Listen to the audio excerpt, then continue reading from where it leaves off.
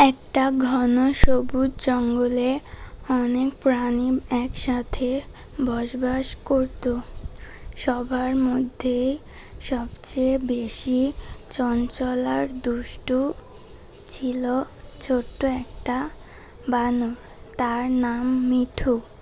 মিঠুর কাজই ছিল সারাদিন গাছে গাছে লাফানো, মজা করা আর দুষ্টুমি করা। জঙ্গলের বাকি প্রাণীরা কখনো কখনো বিরক্ত হলেও ওর মজা সব কাণ্ড দেখে হাসতেও লাগতো।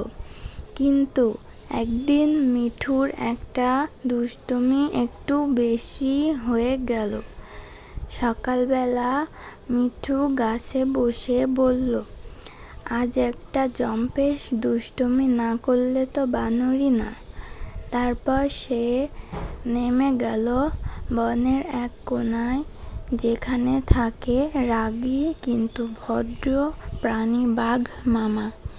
মিঠু চুপি চুপি বাঘ মামার গুহার সামনে একটা মজা তৈরি করলো। সে একটা পাকা কলা এনে সেটার ভেতরে লুকিয়ে দিল একটা পাতলা সাবানের টুকরো। তারপর সেটা রেখে দিল গুহার দরজায়। বাঘ মামা ঘুম থেকে উঠে কলা দেখে খুশি হলেন। আহা, সকালে এত মিষ্টি কলা, নিশ্চয়ই কেউ আমার জন্য এনেছে। তিনি কলাটি খেয়ে ফেললেন, কিন্তু সাবানের কারণে পা পিছলে টপ করে পড়ে গেলেন ঝর্ণার পানিতে।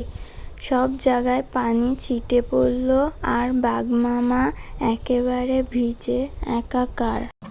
দূর থেকে মিঠু গাছের ডালে বসে হেসে গড়াগড়ি খাচ্ছিল। হি হি হি, সাবানের কলা, কি দারুণ দুষ্টুমি। ঠিক তখনই মিঠুর পাশে এসে হাজির হলো তার প্রিয় বন্ধু ছোট্ট টিয়া পাখি চিকা। চিকা রেগে গিয়ে বলল, মিঠু, তুমি মজার ছলে যা করেছ তাতে কিন্তু বাঘ মামার চোট লাগতে পারত। দুষ্টুমি করতে হয় আনন্দের জন্য, কিন্তু কারো কষ্ট দিয়ে নয়। মিঠুর মুখ হঠাৎ গম্ভীর হয়ে গেল। সে বুঝল সে সত্যি একটা ভুল করেছে। সাথে সাথেই মিঠু গেল বাঘ মামার কাছে। সে মাথা নিচু করে বলল, বাঘ মামা, আমি দুঃখিত।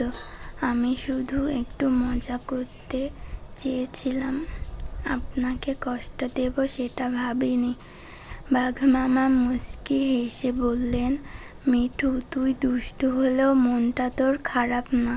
কিন্তু মনে রাখ, মজার মধ্যেও দায়িত্ববোধ রাখতে হয়। তারপর সে মিঠুর আগের মতোই দুষ্টুমি করত, তবে এখন সে খেয়াল রাখত যেন তার মজার কেউ কষ্ট না পায়। জঙ্গলের সব প্রাণী একসাথে খেলে, গল্প করে আর হাসে।